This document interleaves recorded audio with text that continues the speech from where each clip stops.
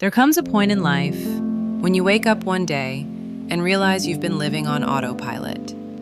You smile when you're supposed to, you say, "I'm fine," when you're breaking inside, and you convince yourself that this is just how life is. Predictable, safe, number. But deep down, you know something's missing. That was me. For years I told myself everything was okay. I had what I needed, at least that's what I thought. But the truth? I was surviving, not living. I remember the exact moment it hit me. It wasn't some big, dramatic breakdown. It was an ordinary afternoon. I was sitting alone, scrolling through my phone, watching other people live their dreams. And suddenly, I felt this heavy silence inside me. A question whispered in my mind. When did I stop living my own life? That question broke me, because I couldn't remember the last time I felt genuinely happy. The kind of happiness that comes from purpose, not pretending.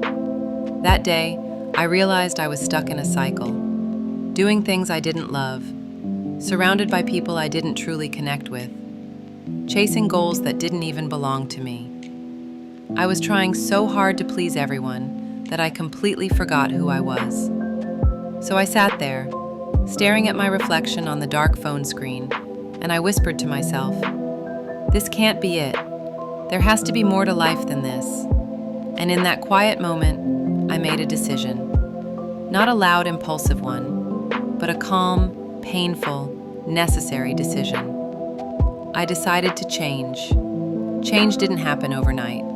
It started with tiny choices, the kind that seem too small to matter, until they start to rebuild you from the inside out.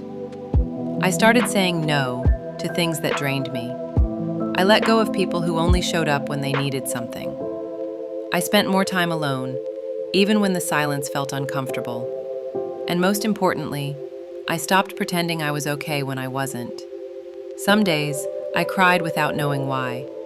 Other days, I smiled for no reason at all. That's how healing works.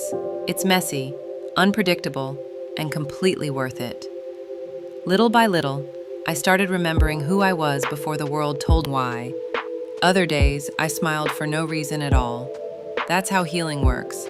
It's messy, unpredictable, and completely worth it. Little by little, I started remembering who I was before the world told me who to be. I started writing again, reading again, dreaming again. And one morning, I woke up and realized I wasn't scared anymore. Not of being alone, not of starting over, not of failing. Because once you've been lost in your own life, finding yourself feels like freedom. Change isn't something that just happens to you. It's a choice you make, every single day. It's the moment you decide to stop settling for almost happy. It's when you stop waiting for the right time and make this moment the one that matters. No one is going to come and save you. No miracle is going to appear out of nowhere. You are your own rescue. And the truth is, you don't need to have it all figured out. You just need to take the first step. That moment, when I realized I needed to change my life, wasn't about running away from everything. It was about coming home to myself. I stopped asking, "What do people expect of me?" and started asking, "What do I expect from myself?" And that changed everything. If you're listening to this right now and something inside you feels restless, like your soul is whispering, "This isn't it," please listen. You don't need to burn your life down to begin again. You just need to start small. Change one thing today, and tomorrow, another. Because one day, you'll look back and realize that the version of you who wanted to change was the bravest part of you all along. Thank you for being here and for listening to my confession. If this story touched something inside you, share your thoughts in the comments. Someone out there might need your words too. And if you'd like to join me on this journey of self-discovery, healing, and quiet transformation, subscribe and stay close.